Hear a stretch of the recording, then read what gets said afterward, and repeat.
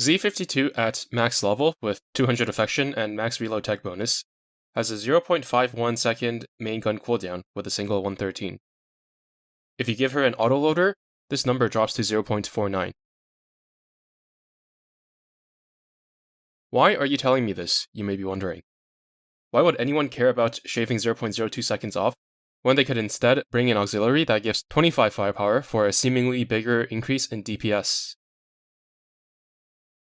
And here is the catch. If this number is anywhere from 0.51 to 0.6, the actual cooldown of her main gun attacks is 0.7 seconds. However, if it crosses from 0.51 to 0.50 or under, the cooldown jumps down to 0.6 seconds per main gun shot. Going from 0.7 seconds to 0.6 seconds is a pretty significant drop in cooldown in both main gun and barrage DPS. If you want an explanation, it's because the game can't process cooldowns that are separated by hundredths of a second, but they can for tenths. Therefore, the cooldowns are rounded up to the nearest tenth. However, that still doesn't explain why the absolute cooldown on top of the gun cooldown is only 0.1 seconds as opposed to 0.2 or 0.3 seconds. Regardless of what is happening in the game code, we can simply bypass the hypothesizing by testing the validity of the claims of the cooldowns in-game. You can verify this by analyzing the cooldown of a ship with a 0.51 second cooldown and a 0.49 second cooldown in battle. You do need to use video editing software to view the footage frame by frame in order to get the exact cooldown per shot.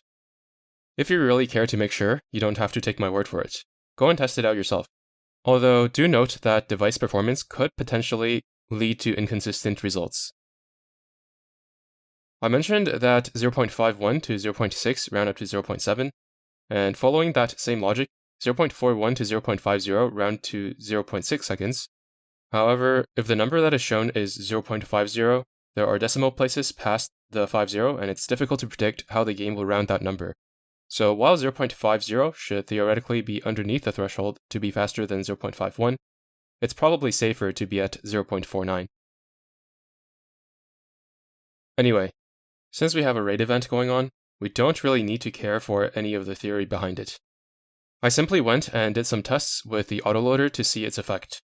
The footage and results will be linked in the description. First, I used the single 113 on Z52 and just left her on AFK. This way, the Vanguard won't move out of her range, but she won't fire her torpedoes, which are not at all related to her main gun cooldown anyway, and it would just add noise to the data. The damage she deals here is purely from her main gun and barrages. Since I'm using the same gun across both tests, there's no need to check for things like range or spread or other similar factors with the guns. I did 5 runs with one autoloader and a toolbox, and then 5 runs with a 25 firepower boosting auxiliary and a toolbox. The difference is only about 1.7%, and the sample size is a bit small, but RNG should be quite minimal with the Vanguard not moving the entire time.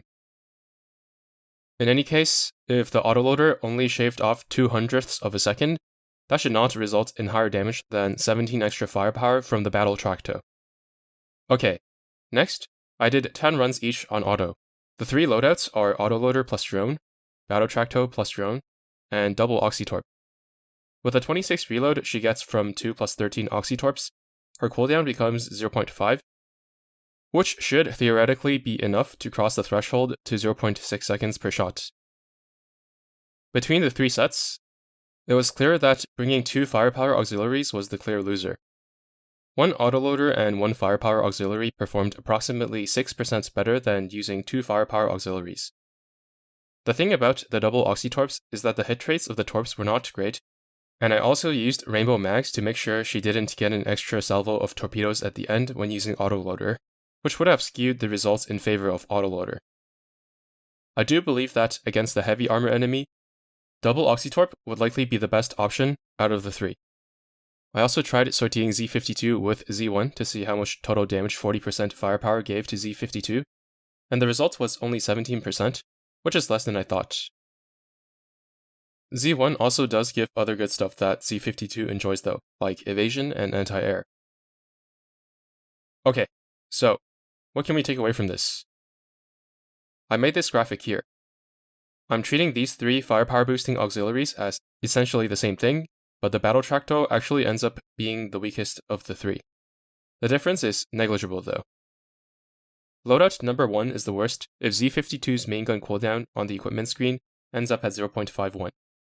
This is because increasing her reload stat just a bit will reduce her main gun cooldown significantly. However, if you're lacking both Oath bonus as well as Fleet Tech reload bonus, then she might be sitting at 0.53 or 0.54, in which case, using just one autoloader might not be enough to drop the cooldown to 0.50 seconds or under. In that case, you would have to check for yourself whether just using firepower auxiliaries would be better, or using 2 autoloaders to hit the threshold would be better. Loadout number 2 is the one that I would recommend for most cases if you just want to maximize damage. This is in accordance to the results that I just shared. Loadout number 3 should also have enough reload to drop her cooldown past the barrier, but Oxytorps might only provide more damage than firepower against heavy armor. I'm not sure. Aside from armor type, things like hit rate of the torpedoes, duration of the fight, and other buffs in your fleet will determine whether it would be better to bring firepower or Oxytorps. Loadout number 4 actually has the main gun cooldown at 0.49 seconds without an autoloader, since the blue gun is just a tiny bit faster. This results in a 4 to 5 net firepower increase over loadout number 2, but the gun has 5 less range and deals a tiny bit less damage. While the difference of 5 range and the main gun damage are negligible, so is 5 extra firepower. So honestly, it's probably indistinguishable from loadout number 2. But if you go with this loadout, then you can keep using the 76mm without much of a damage loss if at all. Loadout number 5 is when you need to bring at least one survivability auxiliary and only have room for one offensive auxiliary, in which case the autoloader should be the best choice based on theory. You can also take inspiration from loadout number 4 and use the blue gun plus a firepower auxiliary as well. While Z52 is the hot topic at the moment, this is by no means exclusive to Z52. Ships like Kawakaze and Shimakaze, as well as any other similar ships in the future that use fast guns to trigger some kind of effect, will benefit from being aware of the cooldown reduction when crossing from 0.x1 to 0.x0. For example, you might think that using the 113 on Shimakaze should be an upgrade over the single 76 for its extra range and firepower. But if the single 113 has a cooldown of 0.51 seconds, while the single 76 has a cooldown of 0.49 seconds on Shimakaze, which is possible depending on your Oath status and Fleet Tech reload level, then the 113 would actually result in damage loss. For the IJN destroyers though, they don't need firepower but really benefit from torpedo stat, so it's better to consider the single 76 instead of using an autoloader to hit the thresholds. Be careful when applying this to Kazagumo and other ships with a reload buff, because the number on the details page does not account for skills as well as Meofficers. And one last reminder, look at your reload, not the setups I'm showing. What matters is the cooldown crossing the barrier from 0.51 seconds to 0.50 seconds and below. And your Z52 might not have the same cooldown as mine. Alright, I hope you found this video interesting. Thank you for watching, and see you in the next one.